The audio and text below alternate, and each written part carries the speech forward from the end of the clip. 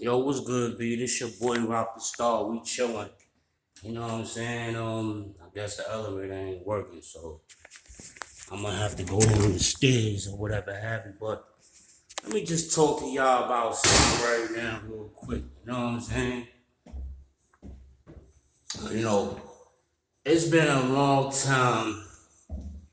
You know what I'm saying? I'm 42 years old. I just turned 42 this year, and things has been really, really rough for me and all that. But for the most part, I've been hanging in there. You know what I'm saying? Real tough. Well, take care, man. I'll be back later on. Yeah, so anyway, let me just run down some things that has been going on in my life. I'm gonna talk about the music shit, the rap shit. You know what I'm saying? Basically, all right, how you doing? Yeah, basically, what's been going on was, you know, I think that I've been a really, really. What up, y'all? Y'all chilling? All right, all right. They go, Mike. Anyway, I think I've been really, really, really. I think I've been really, really patient. You know, with the rap shit. You know what I'm saying? I think I've really been a patient person in regards to doing a lot of music and producing and you know, recording artists. You know what I mean? Because that's what I do. You know what I'm saying? I record artists. I used to go to mad different neighborhoods and all that, and I used to run up on niggas and I used to battle niggas, but it was never documented. You feeling where I'm coming from? I used to run up on niggas and battle niggas. You feeling where I'm coming from spontaneously. Sometimes I be with my mans in them and I would run up on niggas and I would battle niggas and my mans and it was baffled. They rhyme, but they wasn't live like that. You get where I'm coming from?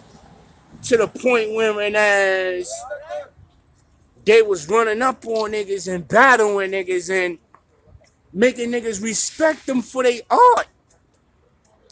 I was one of the niggas that was doing that. I was one of the niggas that was going in and out of jail all the time and for stupid shit. You know what I'm saying? Sometimes I even get locked up for nothing. It'd be unlawful, but I wasn't no sucker nigga to be suing them and all that. I didn't have time for that. I was basically trying to go make my money, go get my dick wet, and that's it. You know what I mean? But over the course of time, I start seeing certain things. You know what I mean? And there's certain things that I've been seeing is, you know what I mean, like, how niggas are. You feel me? I start paying attention to niggas in my circle, and I'm starting to see that when it comes to studio time, niggas ain't paying no money.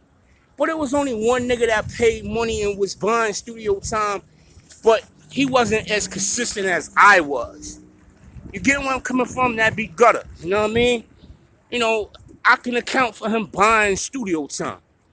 You know, and it's cool because I was more excited about the fact that he run because he from my hood, he from my building, and the nigga is not known. You get where I'm coming from? Let me get out of the street. Yeah. So I was more fascinated with that, with the whole idea of that when them niggas started feeling like they needed to compete with me. You know what I mean? And all of this is taking place while I was going through trials and tribulations in my life with my family and my financial situations, on and off with jobs and, going through shit with my mother and going through shit with my father and, and going through shit with my siblings and all of that. You get where I'm coming from? But at the same time, it's like, yo, you know, I'm not the only one that was going through this shit. And I'm not the only one that is gonna be a victim of this shit. You know what I'm saying? But what I'm gonna say is that everybody has problems and everybody deals with their problems differently. You know what I mean? Listen, I work with a lot of good artists. You know what I mean? I wish them the best of luck. You know what I'm saying? A lot of them niggas are talented. You know what I mean? A lot of artists that I work with, they're talented. I'm not gonna sit and try to tell the world that they're not talented and you shouldn't listen to their music or like their music if they ever come out. But you know, in my archive, you know what I'm saying, I will release artists that I respect or artists that had songs with me. But at the same time, you gotta understand that it's differences, and the differences is that we as artists, we as men, we have differences. Some feel the need to compete, and some don't. I'm not an artist that is out here. My purpose for being in the industry is not to compete. I'm not here to compete with nobody. I'm here to make music that relates to people, relates to my people, relates to people. You feel me? I talk about being homeless. I talk about poverty. I talk about hardship. I talk about everything.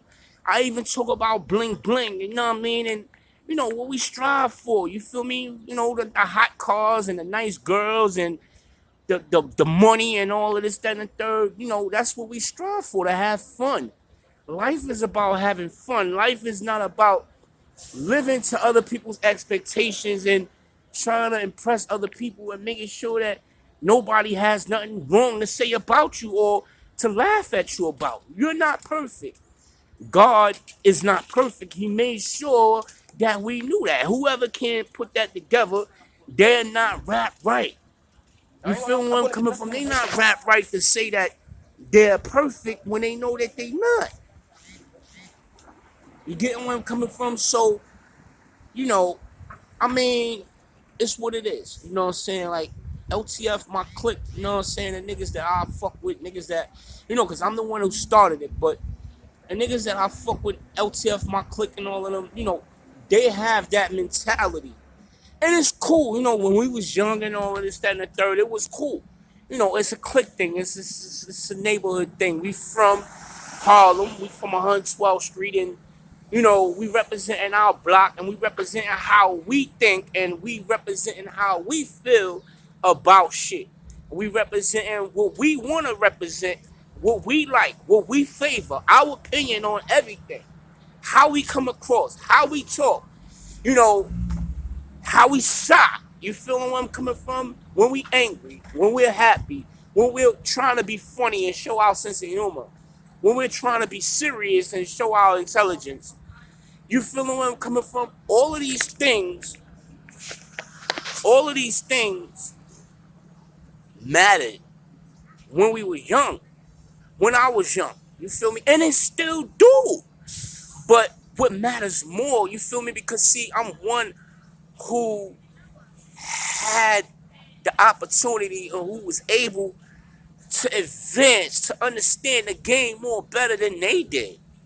You get where I'm coming from? And I understand, I know what the game is about. I know what hip hop is about. And I know what needs to be done. And what needs to be done is the fact that I relate to the majority. I relate to those who are in poverty. I relate to those. I know how I feel to be homeless. I know how I feel to be locked up and arrested. I know how it feels to deal with police brutality. I know how it feels to be fucked up. You feel me? Not having no money, not having no job. I know how it feels. When you don't have nobody, I don't have nobody. I know how it feels. But at the same time, hip hop has a DNA, and the DNA is we can't let none of that bother us. We can't let that happen. We gotta move forward. Some niggas ignore their problems and you hear them rap about the high life. You hear them rap about all kinds of shit that really don't apply to their life, but they don't care because they know that they're doing hip hop. Hip hop really is not about highlighting our hardships and highlighting our problems and highlighting our stress. Hip hop is about highlighting our dreams and highlighting our ambitions and highlighting everything that makes us happy, everything that we have fun with, smoking weed, sex, driving fast cars and having nice clothes and having expensive jewelry and money. And that's all hip hop really is about. But when you got somebody like Tupac who saw the truth needed to be told and who rapped about everything that went on in his life in real time, then you have a cultural icon, somebody who understood the art of music, and that is relation. If you're not making music that relates to people, you're not gonna sell records. I mean, it's cool. You better be awesomely talented to do it. But if not, and even then, because people don't want to hear that when they on stress mode. They don't want to hear about bling bling when they on stress mode. They want to hear. They want to hear artists who understand what they're going through. Artists who know what they're going through. Who knows how it feels. That's what's gonna make them cling to you. So you can't just stick on one avenue and one toll and talking about the bling bling. You gotta talk about realism, real life situations that really go on, even if really you didn't go through it, but you know how to express your opinion about it. However you gotta do it, you do it. But I'ma stay up. One, y'all niggas stay up, rock the star. Peace.